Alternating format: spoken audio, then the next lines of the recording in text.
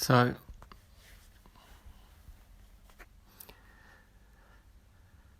we can look at the ego as the small self, and we can look at consciousness as the big self. Now, what we will find is that we are conditioned by the small self, so much so that we identify ourselves almost completely with the small self. Now, the small self is so small that in fact, in reality, it's actually false. It's actually, at the very least, temporary. And consciousness is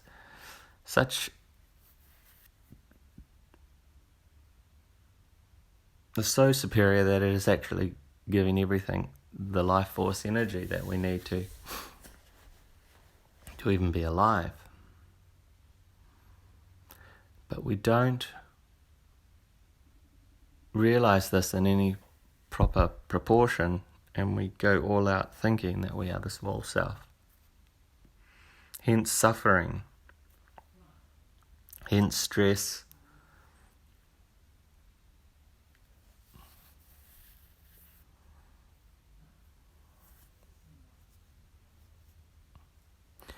And in fact, for those ones practicing this path,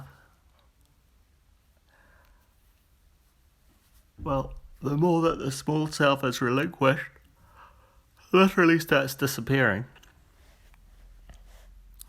And then for the enlightened person, I only understand this in theory, but perhaps we can look forward to small glimpses, is when the ego, the false self, the small self, let's say, hypothetically, just completely disappears. All of a sudden that person wakes up and is like, oh my God, I'm the big self.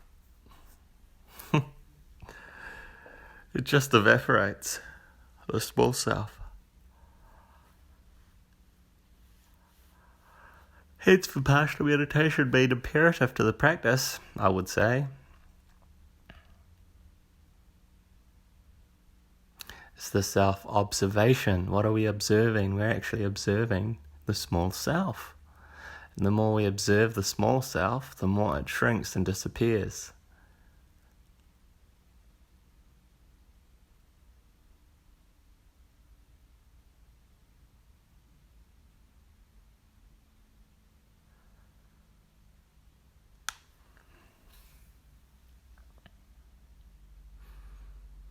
So when we have a victory in life, and when we have a failure in life, what we're witnessing is often the small self, how it reacts. Whereas the bigger self is always completely still and at ease.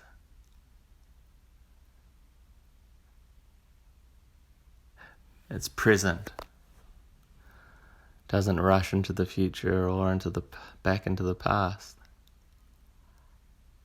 It's not finite, it's infinite.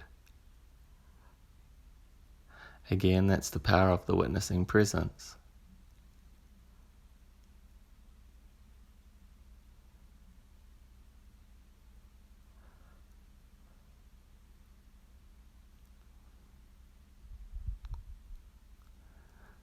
The guy Dr. Joe Dispenza talks a lot about how the original translation of meditation means to know thyself. And actually you get to know the small self and the big self through meditation. And by getting to know thyself,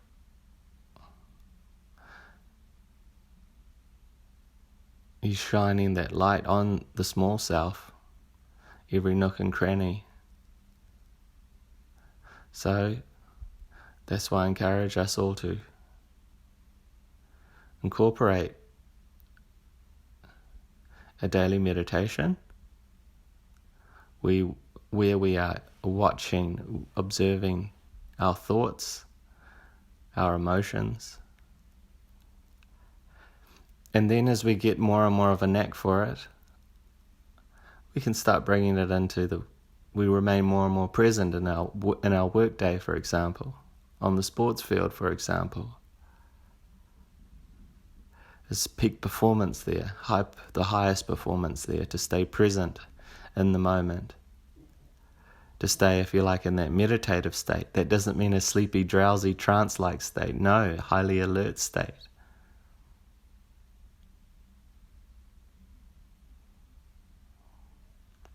With a small self, you just throw it away like a useless old garment that's no longer required. It's a beautiful thing, though. We shouldn't try and stamp it out. We can't do it in that manner. We can only do it like a child. We understand it, and then we grow out of it, you see. We grow out of it. That's why all of the mystics have pointed towards the fact that we are here in this human form of life to realize higher things and advance, just like this business of evolution, where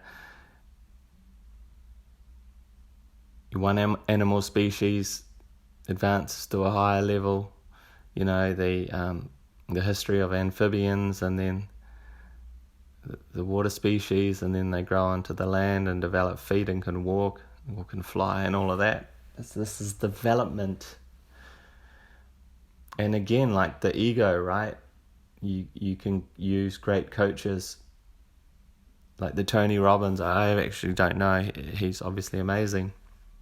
I haven't looked at his stuff much, but a motivator who can actually, within the small self realm of things, make the small self, take it from zero to hero within the small self. That's amazing. And of course we can do that all day long with our Vipassana meditation, because we have the power to recreate the small self. But then we always want to be abiding in the bigger self, the superior self. This is the knowledge of Bhagavad Gita. This is the knowledge of what the Buddha taught. This is the knowledge of all the ancient spiritual texts. And with guys like Eckhart Tolle teaching it today, it's just incredibly amazing that we have access to these great teachers.